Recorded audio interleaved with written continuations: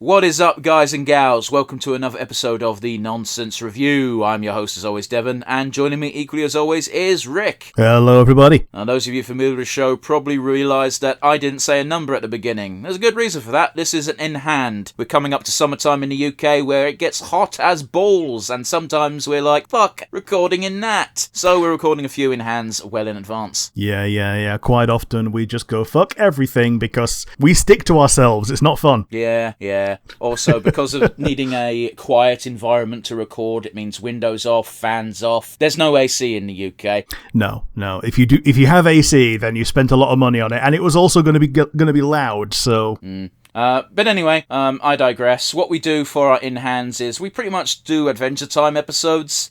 We've been doing debuts. Today's no different, I should say. We're doing the debut of the Party God. Yeah, we are. Voiced by Bad Batch, no less. Oh, D. Bradley Baker. Yeah. Sweet. Who has the most voice acting credits of anyone, because of course they do.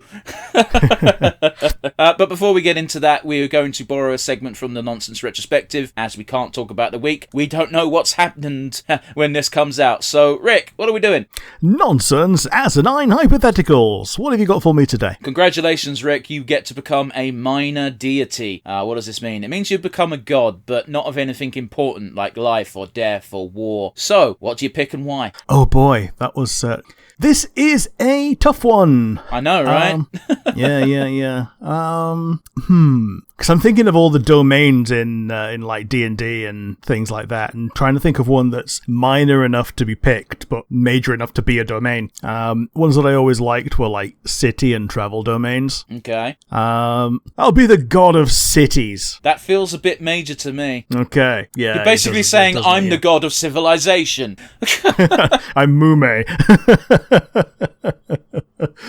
Okay, something a bit less grandiose. Man, even cooking would be a bit too major, wouldn't it? It would be. That's basically like God of the Bounty or God of the Harvest. Think of a major theme like cities and pick something of it. I'm the God of Firemen, like something like that. You know what I mean?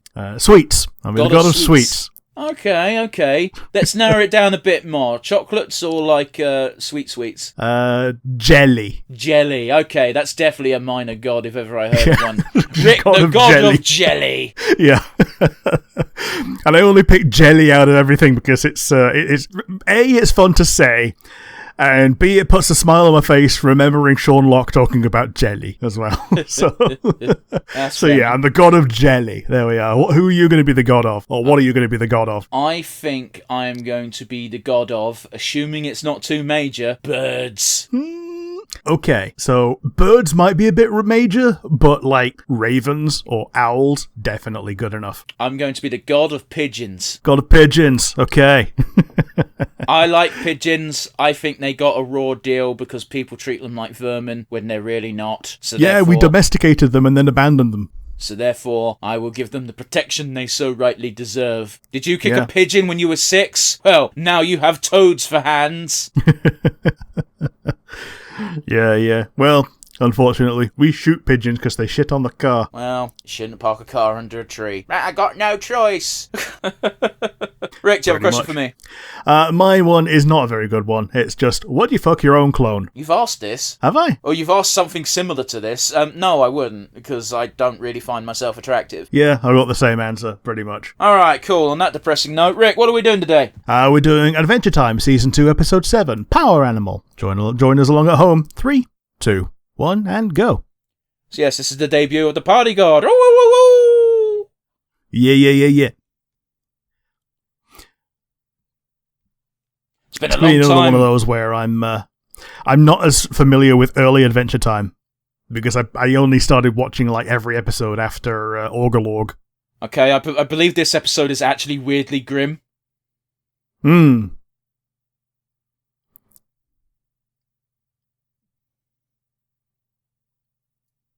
Sorry, we're quiet right now because it's just the opening credits. There's not much to riff off. Oh, a big bag of chips. Like, why would Jake... Jake does that a lot, where he just does manual things for no reason, because he could just stretch and sort it out. Yeah. Yeah, he does the manual things because he can. The amount of characters I wanted to do the debut episode of, and I was looking it up on the wiki, and they just appear in the first episode, and it's like, fuck. Yeah.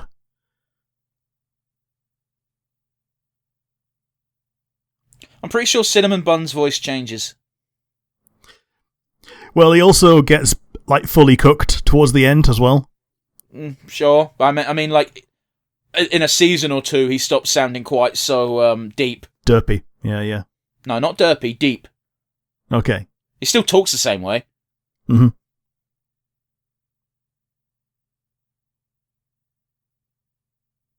That's not nefarious.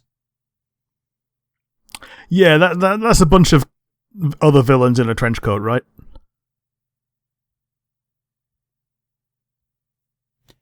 Anyone who eats with their hands is a fucking animal. Especially from something that everyone's got a chair. Aurora Borealis! I'm just thinking of, like, the UK got completely flabbergasted, like, a week ago as of recording, where it's like, you could see the Northern Lights. It's like, alright, where do we look? North! Yeah. Unfortunately, I was inside when it came out the one night.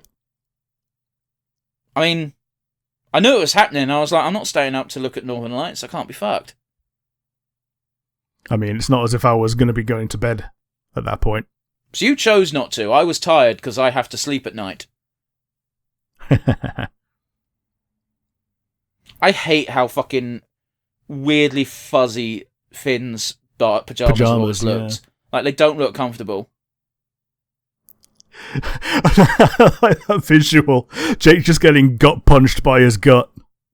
Well, he wasn't gut punched, was he? He got punched in the chin. Yeah, he's punched in the chin by his gut.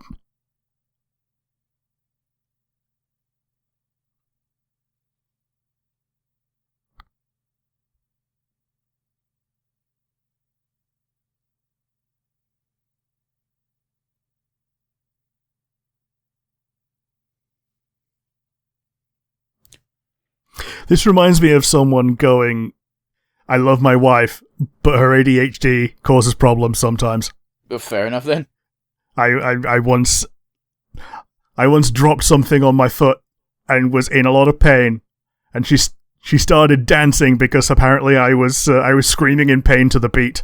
Oh, okay.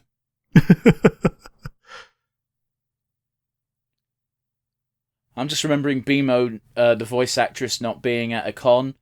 So when they did a script reading, they just had the creator voice BMO's line as well. But he did it in his normal voice, so it sounded really fucking stupid. Well, he's not a million miles off sounding like Lumpy Space Princess. But that's what I'm saying, though. It sounded dumb because he just used his voice. Oh my god, fun!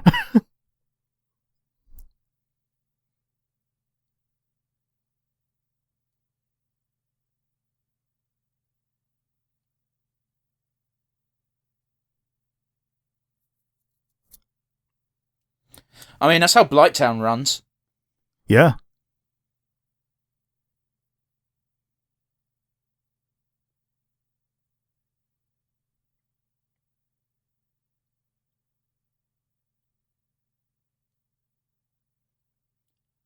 Like, do you not get the feeling that the creator was just, like, fed up with Finn for 5 minutes and was like, made this episode just to vent some frustration? Well, either that or he just wanted to show how much of it was a pain in the arse to have a someone who you meant to trust who's got like massive ADD. He doesn't. Here's the thing. All right, I get what you're saying, but like he's not got ADD. He's a dog. He just acts like a dog because he is a dog.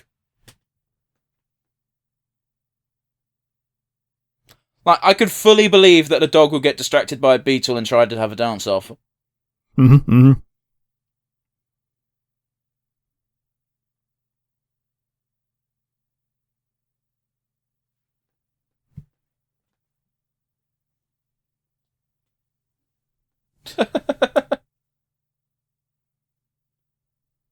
Like, just in time for him to be free of his bonds. Make him pole dance.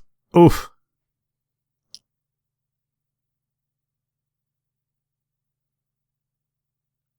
Like, it's actually fucked up levels of torture.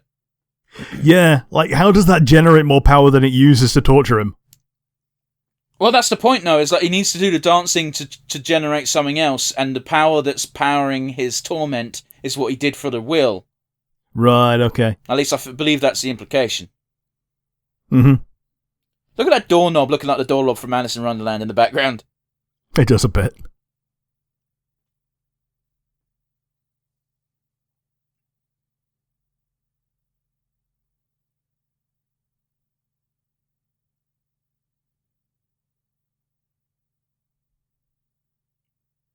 The fucking... Dogs have got better taste and smell than their sight, for sure. But it makes me laugh that sight is what just solved the issue immediately. Yeah.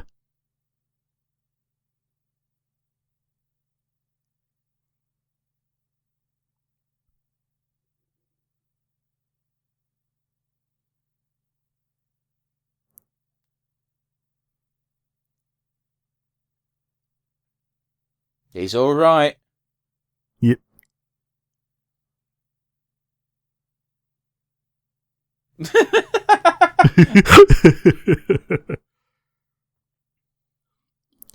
I believe, half an hour later, he's still going to be laughing. Yeah, I believe that's the gag.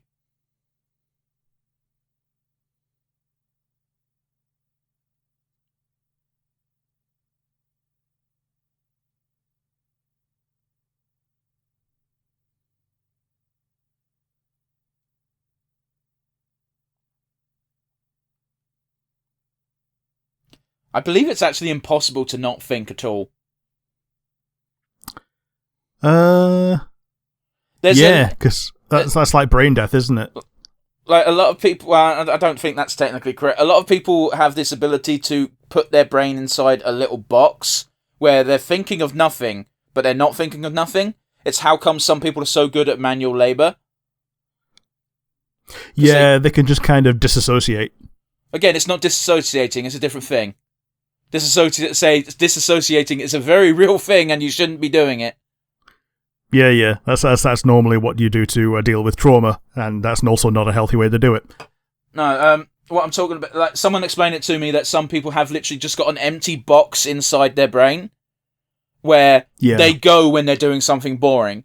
So they're not actively doing anything thinking-wise, they're just going through motions. Mm. Like, they're thinking of stuff, but it's nonsensical, silly stuff. It's like the old joke of, like, why do blokes, not when they're asked what they're thinking about, often say nothing? Because the truth is fucking stupid. Yeah.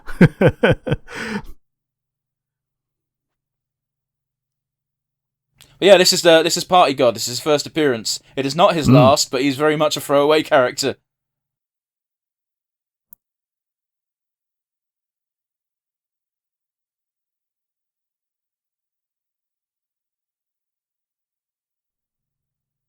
It's a loaded question. It is.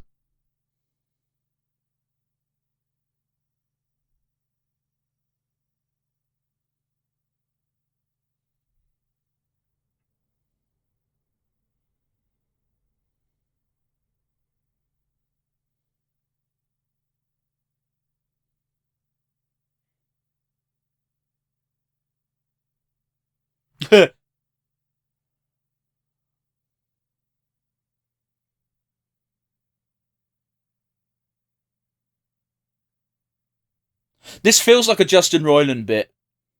It does a bit.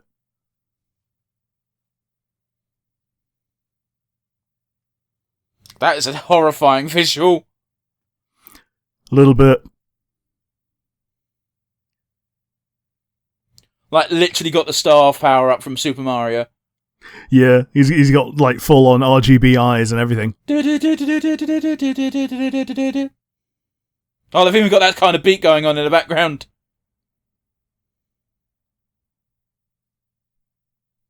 Yeah, he's glowing and everything.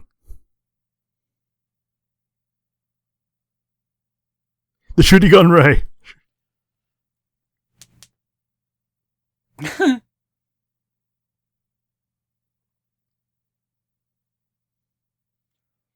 How much property damage is done by drunken fucking... I bet I can do this. All. Like, there's this joke about, like, going to, like, an axe throwing range, and it's like they should just have an alarm hooked up to whenever someone says, "Hey guys, check this out," an alarm just blares.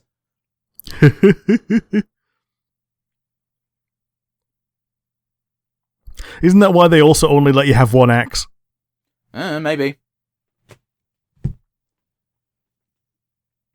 I don't know, man. I think having more than one axe is... The place we went only had, like, 3 targets set up, and you could have a party of 20, so I assume that if you've got a big party, you have 3 axes.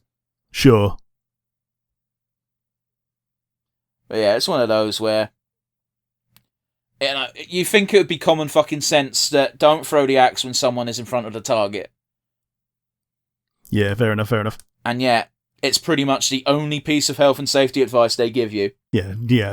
Axes only go down the range, not at each other. But yes, Rick, what did you think? It was alright. It's very obviously an early episode because they don't, like, have a lot of plot in it. It's just there to have fun. Like, villain of the day is the guys underground. Hero of the day is, well, Finn and Jake, but today just Jake. But yeah, what do you think? Yeah, it was fine. It's, as you say, it's very much an early days episode of there's no real plot to Adventure Time. It feels weird saying that now because I feel like season 5 onwards is all plot. Yeah, there's very definitely a turning point where it becomes plot only. Yeah, I mean, I like these early episodes where you don't have to care, and you can tell it's definitely something Cartoon Network liked because these are the types of episodes that still get replayed to this day. Yeah, like, I'm pretty sure I've seen the ending of this episode just by tuning into Cartoon Network once or twice. Quite possibly. Because bear in mind, this was during the renaissance of Cartoon Network cartoons, like Adventure Time, Regular Show, Steven Universe. They're all sort of airing at the same time. Yeah. There was a fourth, but I couldn't really tell you what it was. I know you like to say it was Gumball, but I feel like Gumball was its own weird beast. Sure. But anyway, Rick, let's do our usual wind down. What is your favourite moment? My favourite moment is really early on when Jake punched himself in the face with his stomach to show how he was being woken up by his hunger. It was a nice little visual gag. Yeah, I feels it. How about you? What was your favourite moment? Oh, I don't know, man. This episode felt like being an ADHD person. Yep. It just went from moment to the next. I like the fact that the party god eventually did show up, and how sheepishly he said, actually, yes, there is a drawback. Yeah.